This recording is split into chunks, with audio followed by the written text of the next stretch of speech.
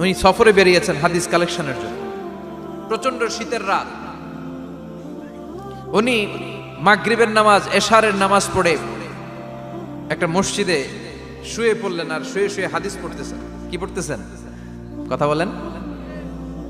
আর মনে মনে ভাবলেন রাতটা মসজিদে কাটায় দিই, ফজরের নামাজ পড়ে আবার বেরোবো। কিন্তু দারোয়ান এসে বলে মসজিদে থাকতে পারবেন না, ওঠেন। দারোয়ান আছে না, কথা কন। আহমদ ইবনে হাম্বল বললেন আমি শুধু রাতটা থাকতে চাই, আমি তো ফজরেরও মুসল্লি, ফজর নামাজ পড়বো তো এই মসজিদে, আমার থাকতে দাও। দারোয়ান তো দেয় না, কেনা মসজিদে থাকার জায়গা না, যান মিয়া। উনি যে আহমদ ইবনে হাম্বল এটা চিনে নাই, থাকতে দেয়। কি করবে এখন? উনি কাঁথা গুছিয়ে হাদিসের কিতাব নিয়ে কাঁধের মধ্যে ব্যাগ নিয়ে মসজিদ থেকে বেরোয় গেলেন। কি আর করবেন, প্রচন্ড শীত, আর কাঁপতেছেন, বুড়ো মানুষ। পথিমধ্যে দেখলেন বাজার, বাজার একজন খাব্বাজ, শাবুন খাব্বাজ, যুবক রুটি বিক্রেতা। সে রুটি বিক্রি করে, চুলার মধ্যে রুটি সেকে। সে যে সালাম দিল আসসালামু আলাইকুম, যুবক বলে ওয়ালাইকুম আসসালাম।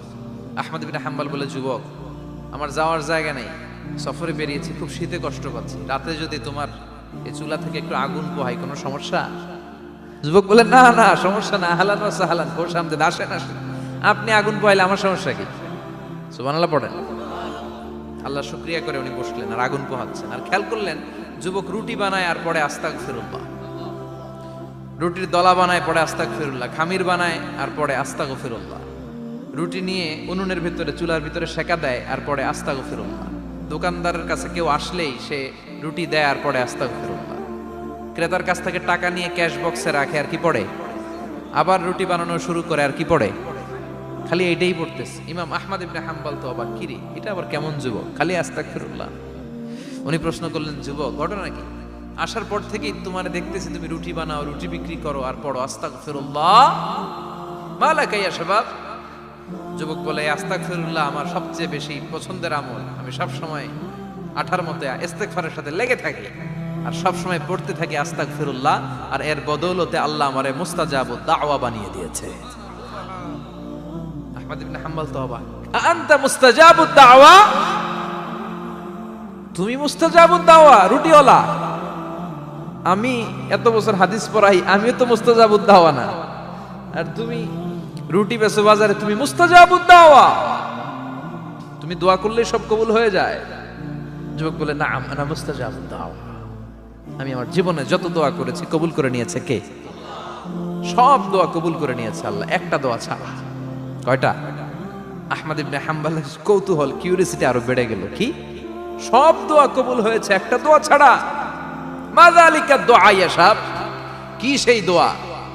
যুবক এবার বলতে শুরু করলো আমার জীবনে যে দোয়াটা আল্লাহ কবুল করে নাই সেটা হচ্ছে আমি আল্লাহর কাছে অনেক চেয়েছি, অনেক দোয়া করেছি যে আল্লাহ শুনেছি এই জামানার সবচেয়ে বড় মুহাদ্দিস, তার নাম নাকি ইমাম আহমদ ইবনে হাম্বল।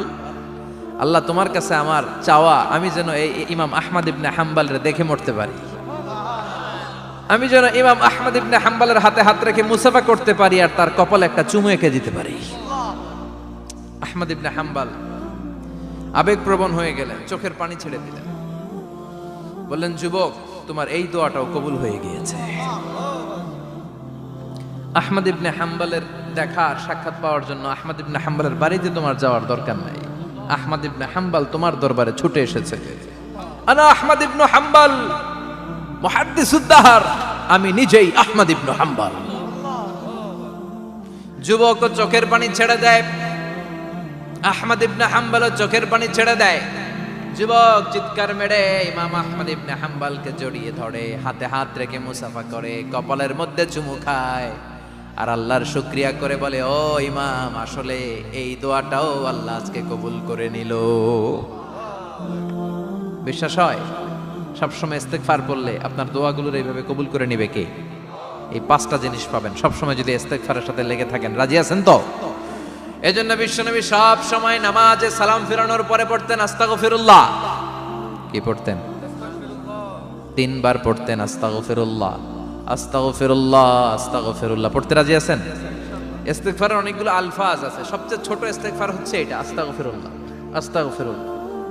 আরো আছে আস্তাগফিরুল্লাহ আল্লাযী লা ইলাহা ইল্লা হুয়াল হাইয়ুল কাইয়্যুম আতুবু ইলাইহি, বিশ্বনবী বলেন এই ইস্তেগফারটা যদি কেউ পড়ে, আত-তাওয়াল্লি মিন ইয়াউমিজ যাহাফ, যুদ্ধের ময়দান থেকে পালিয়ে আসা কবিরা গুনাহ। কি গুনাহ? কাফেরদের সাথে যুদ্ধ, আমি তাগড়া যুবক, তলোয়ার নিয়ে নেমেছি, আমার দেহের এক ফোঁটা রক্ত থাকা পর্যন্ত আমি যুদ্ধ চালিয়ে যাব, আমি ফিরে আসতে পারবো না, আইনটা কার? ফিরে আসলে কবিরা গুনাহ। বিশ্বনবী বলেন যুদ্ধের ময়দান থেকে ফিরে এসেছে এরকম কবিরা গুনাহ অবলম্বনকারীও যদি আস্তাগফিরুল্লাহ আল্লাযী লা ইলাহা ইল্লা হুয়াল হাইয়ুল কাইয়্যুম ওয়া আতুবু ইলাইহি পড়ে, ওই কবিরা গুনাহকারীকেও ক্ষমা করে দিবে কে? পড়তে রাজি আছেন তো? আবার সাইয়েদনা আবু বকর বললেন, ইয়া রাসূলুল্লাহ আল্লিমনি দুআআন আদউ বিহি ফি সালাতি, এমন দোয়া আপনি আমারে শিক্ষা দেন যে এই দোয়াটা আমি নামাজে পড়তে পারি। বিশ্বনবী বললেন, পড়ো আল্লাহুম্মা ইন্নী যালামতু নাফসি যুলমান কাসীরান ওয়া লা ইয়াগফিরুয যুনুবা ইল্লা আনতা ফাগফিরলি মাগফিরাতাম মিন ইনদিক ইন্নাকা আনতাল গফুরুর রহিম। সুবহানাল্লাহ পড়েন, এটাও ইস্তেগফার। আমরা এটার বলে দোয়া মাসুরা, সালাম ফেরানোর আগে পড়ি না? যেখানেই ক্ষমা চাওয়ার কথা আছে ওইটারই কি বলে? ইস্তেগফার। আল্লাহুম্মা ইন্নী যালামতু নাফসি, আল্লাহ জুলুম করেছি, যুলমান কাসীরা, অনেক জুলুম, ওয়ালা ইয়াগফিরুয যুনুবা ইল্লা আনতা, তুমি ছাড়া এই গুনাহ ক্ষমা করার তো কেউ নাই, ফাগফিরলি মাগফিরাতাম মিন ইনদিক, তোমার দয়ায় আমারে ক্ষমা করে দাও, ইন্নাকা আনতাল গফুরুর রহিম, তুমি হলা ক্ষমাশীল। ঠিক কি না? এটাও ইস্তেগফার, এটাও পড়বেন। আর এই সব ইস্তেগফারের শ্রেষ্ঠ ইস্তেগফারের নাম সাইয়্যিদুল ইস্তেগফার। যত ইস্তেগফার হতে পারে এর মধ্যে সবচেয়ে শ্রেষ্ঠতম ইস্তেগফার নাম কি? কথা কন। বুখারীর বর্ণনা, শাদ্দাদ ইবনে আউস রাদিয়াল্লাহু তাআলা আনহু বর্ণনা করেন, এই সাইয়্যিদুল ইস্তেগফার দিনের বেলা যে পড়বে ওই দিনে মারা গেলে সে জান্নাতি। এই সাইয়্যিদুল ইস্তেগফার রাতের বেলা যে পড়বে ওই রাতে যদি ইন্তেকাল হয় ওই লোকটা জান্নাতি। মুখস্থ আছে না? কার কার মুখস্থ হাত তুলেন? মাশাআল্লাহ, তাবারাকাল্লাহ, মাশাআল্লাহ, মাশাআল্লাহ। আর যাদের নাই তাদের হোমওয়ার্ক, তাদের আল্লাহুম্মা আনতা রাব্বি লা ইলাহা ইল্লা আনতা খালাকতানি ওয়া আনা আবদুক ওয়া আনা আলা আহদিকা ওয়া ওয়া'দিকা মাস্তাতা'তু আউযু বিকা মিন শাররি মা সানা'তু আবু'ু লাকা বিনি'মাতিকা আলাইয়া ওয়া আবু'ু লাকা বিযামবি ফাগফিরলি ফাইন্নাহু লা ইয়াগফিরুয যুনুবা ইল্লা আনতা। সুবহানাল্লাহ পড়েন। আজকে রাতে পড়ছেন, মারা গেলে জান্নাতি। চিল্লায় পড়েন আল্লাহু আকবার।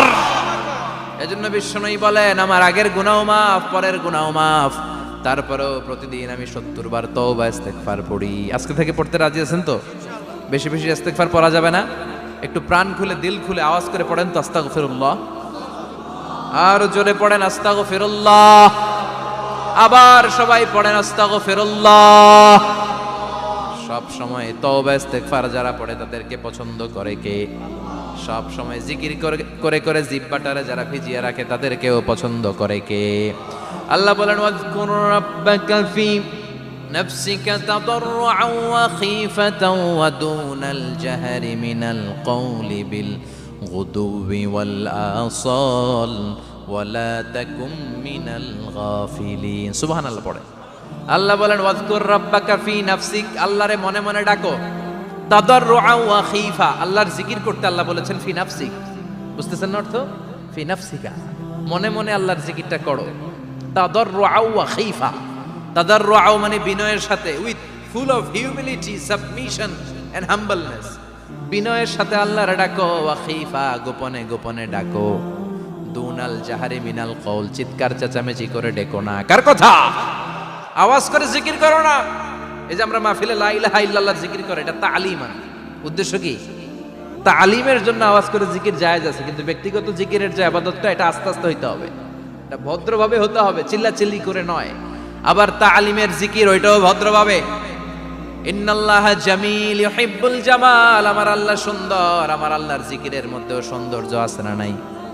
কিন্তু এদেশে জিকিরের ভেতরে লাফালাফি আছে না নাই?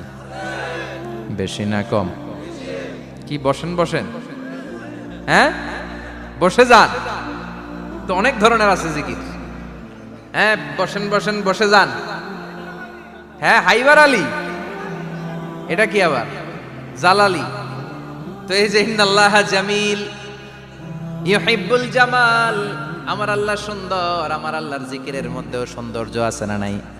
তালিমের উদ্দেশ্যে সবাই মিলে জিকির করা যায়, কিন্তু চিল্লাফাল্লা করা যাবে না, লাফালাফি করা যাবে না, মাথা ডানে বায়ে ঝোলানো যাবে না, ঠিক কি না? কিন্তু লাফালাফির জিকির আছে না নাই? লাফাইতে লাফাইতে, হ্যাঁ, গাছের আগায় বাঁশের আগায়, আবার যিনি জিকির পরিচালনা করে ওনার কান্দে যায় ওঠে, আছে না নাই?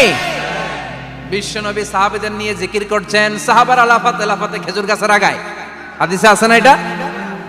বিশ্বনবী সাহাবাদেরকে নিয়ে জিকির করছেন, লাফাতে লাফাতে আবু বকর বিশ্বনবীর কান্দের উপরে, আছে, হাদিসে আছে। এটা জিকির নয়। কি সুন্দর দেখেন, ইসলাম বোঝা কত সহজ। ওয়াজকুর রাব্বাকা ফি নাফসিকা তাদাররুআ ওয়া খাইফা, গোপনে জিকির করো, ভদ্রতার সাথে বিনয়ের সাথে জিকির করো। ওয়ালা তাকুম মিনাল গাফিলিন দুনাল জাহারি মিনাল কওল, চিৎকার চেঁচামেচি করে জিকির করো না। যারা চিকফাল দিয়ে হই হই হই হই করে, আছে না? হই হই হই হই হই হইয়ের ভিতরে আল্লাহর নাম আছে, হ্যাঁ? এই যে হুই হাই হুই হাই, এই স্টাইলের যে জিকির, এটার ভিতরে আমার আল্লাহর নাম আছে? আল্লাহর নাম যদি না থাকে ওইটা জিকির হবে? কথা বলেন। বিষ্ণু বললেন, খবরদার, চিৎকার চেঁচামেচি করে লাফালাফি করে যারা জিকির করে এরা মনে করে আল্লাহ কানে শোনে না। কথা বলেন। আপনি গোপনেও আল্লাহর ডাকলে আপনার ডাকে সাড়া দিবে কে? এজন্য রাব্বুল আলামিন বলেন, ফাযকুরুনি আযকুরকুম ওয়াশকুরুলি ওয়ালা তাকফুরুন। বান্দা আমার জিকির তোমরা করো, আমিও তোমাদের জিকির করব, ঠিক কি না? আমরা যদি আল্লাহর জিকির করি, আমাদের জিকির করে কে? সুবহানাল্লাহ কইবেন না? আমরা আল্লাহর জিকির করে, আল্লাহ নাকি আমাদের জিকির করে, যেন তেন কথা এটা। আবার হাদিসে কুদসিতে আল্লাহ বলেন, ফাইন যাকারানি ফি নাফসি যাকারতুহু ফি নাফসি। আমার বান্দা যদি একা একা আমার জিকির করে, আমি আমার বান্দার একা একা স্মরণ করি। ওয়া ইন যাকারানি ফি মালাইন যাকারতুহু ফি মালাইন খায়রিম মিনহু। এরকম মহা সম্মেলন করে যদি কেউ আমি আল্লাহর জিকির করে, আমি এর চেয়েও বড় মহা সম্মেলন ফেরেশতাদেরকে নিয়ে করে আমার বান্দারে স্মরণ করি। ওয়া ইন তাকাররাবা ইলাইয়া শিবরান তাকাররাবতু ইলাইহি যিরাআন। আমার বান্দা যদি আমার দিকে এক বিঘত আসতে চায়, আমি আমার বান্দার দিকে এক হাত এগিয়ে যাই। আমার বান্দা যদি আমার দিকে এক হাত আসতে চায়, আমি আমার বান্দার দিকে দুই হাত যাই। ওয়া ইন আতানি ইয়ামশি আতাইতুহু হারওয়ালা। আমার বান্দা যদি আমার দিকে হেঁটে হেঁটে আসতে চায়, আমি আমার বান্দার দিকে দৌড়ে দৌড়ে যাই। সুবহানাল্লাহ পড়ে।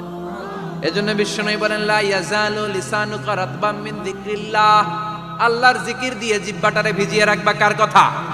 চিল্লায় বলেন, কার কথা? সবসময় আল্লাহর জিকির করতে রাজি আছেন তো? সবচেয়ে শ্রেষ্ঠ জিকির বিশ্বনবী বললেন, আফদালু যিকরি লা ইলাহা লা ইলাহা লা ইলাহা ইল্লাল্লাহু মুহাম্মাদুর রাসূলুল্লাহ সাল্লাল্লাহু। সবচাইতে শ্রেষ্ঠ জিকির লা ইলাহা। এর চেয়ে শ্রেষ্ঠ জিকির আছে? কথা বলেন। বিশ্বনবী বললেন, মান ক্বালা লা ইলাহা ইল্লাল্লাহ সিদকান মিন কলবিহি। একনিষ্ঠতার সাথে অন্তর থেকে কেউ যদি জীবনে একবার বলে লা ইলাহা ইল্লাল্লাহ, দাখালাল জান্নাহ। তার যদি পাপ থাকে, অন্যায় থাকে, ওই পাপ আর অন্যায়ের শাস্তিগুলার পরে কোনো না কোনো দিন আমার ওই বান্দা জান্নাতে ঢুকবে। একবার যদি খালিসান মিন কলবিহি সে পড়ে লা ইলাহা ইল্লাল্লাহ, তার জন্য জান্নাতকে অবধারিত করে দিয়েছে কে? আবার এটার নাম আল্লাহ দিয়েছে কালিমায়ে। কথা বলেন। দরাবাল্লাহু মাসালান কালিমাতান তাইয়িবাতান কাশাজারাতিন তাইয়িবাতিন আসলুহা সাবিতুন ওয়া ফারউহা ফিস সামা। সুবহানাল্লাহ। পবিত্র বাণী এটা কালিমায়ে তাইয়িবা। আবু সাঈদ আল খুদরি থেকে বর্ণিত, মুস্তাদরাকে হাকিম আর সহিহ ইবনে হিব্বানে এসেছে। বিশ্বনবী বলেন, মুসা আলাইহিস সালাম আল্লাহর একবার প্রশ্ন করলেন, ইয়া রাব আল্লিমনি দুআআন আদউ বিহি। আপনি আমার এমন একটা জিকির শিক্ষা দেন যেই জিকির দিয়ে আমি শুধু আপনার জিকির করব, কেউ এই জিকির করতে পারবে না। এই জিকির জানবো শুধু আমি, আর জানবেন। কথা কোন? প্রশ্ন করছে কে? হ্যাঁ, কাকে করেছে? আল্লাহ এমন একটা জিকির শিখান যেই জিকির কেউ জানে না, আমি জানবো, আর ওই জিকির দিয়ে প্রাণ ভরে আপনারে ডাকবো। আল্লাহ বললেন, মুসা পড়ো লা ইলাহা লা ইলাহা ইল্লাল্লাহু মুহাম্মাদুর রাসূলুল্লাহ। মুসা আলাইহিস সালাম বললেন, আল্লাহ চাইলাম কি, কইলেন কি? লা ইলাহা তো জাতীয় জিকির, এটা তো আন্তর্জাতিক জিকির, এটা জানে না এমন কেউ নাই। এমনকি হিন্দু ভাইরাও জানে। কথা কন। আল্লাহ আমি তো চাইছিলাম এক্সক্লুসিভ, আমার জন্য স্পেশাল, এর চেয়ে সুন্দর আর কেউ জানবে না। এত সুন্দর একটা জিকির আপনি দিবেন, এটা আমি ডাকবো আপনারে আর আপনি শুনবেন। আল্লাহ বললেন, মুসা এর চেয়ে দামি আমার কাছে নাই। লাউ তাদউ লা ইলাহা ইল্লাল্লাহ ফি কাফা, লা ইলাহা রে যদি মুসা এক পাল্লায় রেখে দাও, ওয়াস সামাওয়াতু সাবউ ওয়াল আরদিন, সাত আকাশ সাত জমিন যদি আরেক পাল্লায় রেখে দাও, লা ইলাহা এক পাল্লায়, সাত আকাশ সাত জমিন আরেক পাল্লায় ওজন যদি দাও, লা রাজাহাত কাফাতু লা ইলাহা ইল্লাল্লাহ, মুসা দেখবা মুহূর্তের মধ্যে লা ইলাহা ইল্লাল্লাহর পাল্লা ভারী হয়ে গেছে। সাত আকাশ সাত জমিন এক পাল্লায়, শুধু লা ইলাহা ইল্লাল্লাহ আরেক পাল্লায়, মুহূর্তে লা ইলাহার পাল্লাটারে ভারী করে দিবে কে? এটা বিপ্লবী বাণী। আমরা এটার ভিক্ষার মধ্যে লাগাইছি। এখন ভিক্ষা করার সময় লা ইলাহা আছে না নাই? একটা টাকা দিয়া যান, আমি গরিব ইনসান আর সমান, একটা টাকা দিয়া যান, আমি গরিব ইনসান, আছে না নাই? জুমার নামাজের সময় ভিক্ষা করে, একটা টাকা দিয়া যান, আর লা ইলাহার জিকির লগে, আছে না নাই? এটা আমরা ভিক্ষার জিকির বানাইছি। এটা তো বিপ্লবী বাণী। এই বাণীর পক্ষে যারা, তারা ন্যায় আর সত্যের পক্ষে চিল্লায় বলেন ঠিক কিনা? এই বাণীতে যারা বিশ্বাস করে, তারা এক আল্লাহর সামনে মাথা নত করে দেয়। গোটা পৃথিবীর কোন শক্তির সামনে ওই মাথা নত হয় না, ঠিক কিনা? এই লা ইলাহা যারা আমরা মানি, আল্লাহ ছাড়া কারো সামনে মাথা নত করব? কোন শক্তি আমাদের মাথা নত করাতে পারে?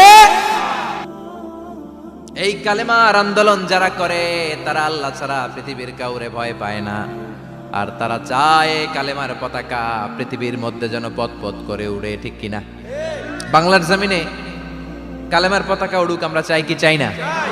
কোন একদিন এ দেশের আকাশে কালিমার পতাকা উড়বে, সেদিন সবাই খোদাই বিধান পে দুঃখ বেদনা ভুলবে। কোন একদিন এ দেশের আকাশে কালিমার পতাকা উড়বে, সেদিন সবাই খোদাই বিধান পে দুঃখ বেদনা ভুলবে। চিৎকার করে বলেন ঠিক কিনা? এই কালেমার সমাজ যদি হয়, ওই সমাজে কেউ লাঞ্ছিত হবে না, ওই সমাজে কোনো নারী নিগৃহীত হবে না, ওই সমাজের কোনো কাজের মেয়েরা ধর্ষিত হবে না, ওই সমাজে দুর্নীতি থাকবে না, ঘুষ থাকবে না, চাঁদাবাজি থাকবে না, টেন্ডারবাজি থাকবে না। সমাজটারে শান্তি দিয়ে সমৃদ্ধ করে দিবে কে? এজন্য সব সময় জিকির করতে হবে একজনের, চিল্লায় বলেন তিনি কে? শ্রেষ্ঠ জিকির হচ্ছে লা ইলাহা। করতে রাজি আছেন? সব সময় জিকিরটা করতে রাজি আছেন? Every night and every day, every night and every day, never forget to say la ilaha illallah, never forget to say la ilaha illallah. পড়েন, every night and every day, every night and every day, never forget to say la ilaha illallah, never forget to say la ilaha illallah, never forget to say la ilaha illallah. When you're walking down the street, use your time and repeat and say in every heartbeat la ilaha illallah. When you're walking down the street, Use your time and repeat and say in every heartbeat La ilaha illallah. Every night and every day, every night and every day, never forget to say La ilaha illallah. Chilla bolan, take it out.